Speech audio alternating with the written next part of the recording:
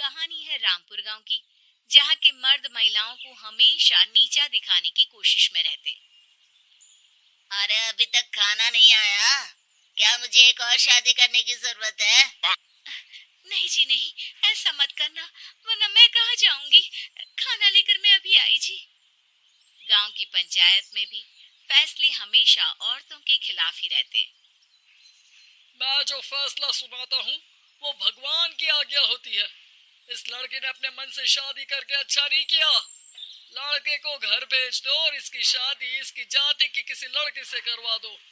लेकिन ये लड़के, इसे तो गांव के बाहर निकाल दो।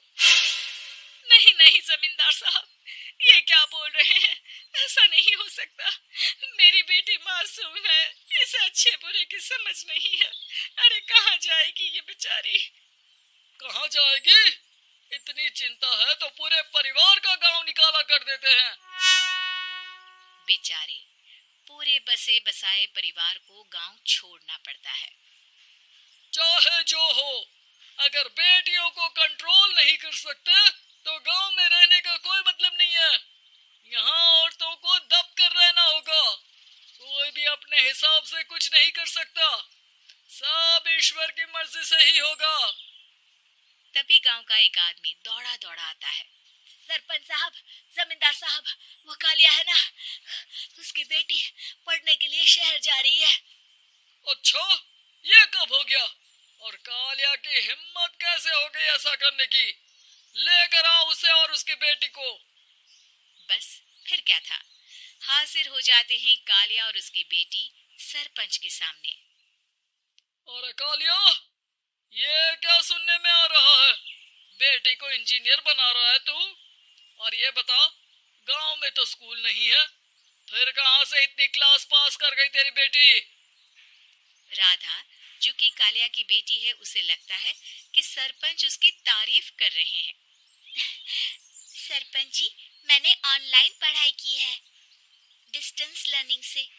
सभी में मैंने अच्छे नंबर पाए हैं, जिसे देखते हुए शहर की इंजीनियरिंग कॉलेज में मुझे स्कॉलरशिप मिली है। वाह जी वाह, क्या होती है ये? पहले तो ये बताओ, फिर आगे की बात करते हैं। पूरा गांव राधा की बात सुन रहा था और राधा बोलती जा रही थी।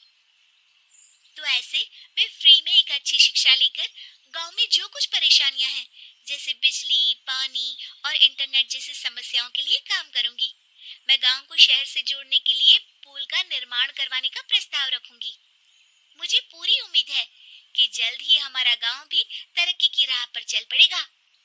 राधा की बात सुनकर सारे गांव वाले ताली बजाने लगते हैं। सरपंच को समझ नहीं आता कि वो क्या करे। चुप रह नादान लड़की, गांव के खिलाफ जाने के लिए तुझे गांव से बेदखल कर दिया जाएगा, वो भी पूरे परिवार के साथ। और हाँ, अगर ठीक से गांव में रहना चाहती है तो ये पढ़ाई लिखाई छोड़ दे। हम तेरे लिए गांव का कोई होनहार लड़का देखेंगे। तभी गांव का एक आदमी बोल पड़ता है। अरे नहीं नहीं सरपंच जी, राधा बिटिया जो बता रही है, अगर वैसा हो जाए तो हम लोगों को पैसा कमाने के लिए बाहर नहीं जाना पड़ेगा।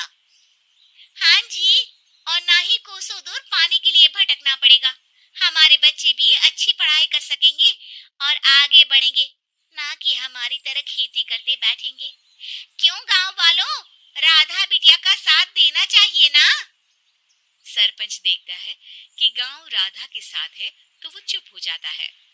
वो घर आकर अपने सलाहकार से बात करता है, जो बहुत ही चालाक किस्म का इंसान होता है।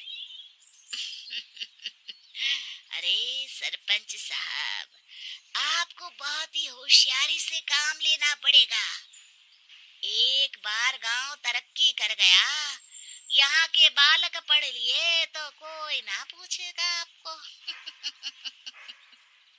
और फिर ये जो बेटा और बेटी है ना आपके, इनको भी आम लोगों की तरह ही जीवन जीना होगा। हाँ, लेकिन करे तो क्या करे?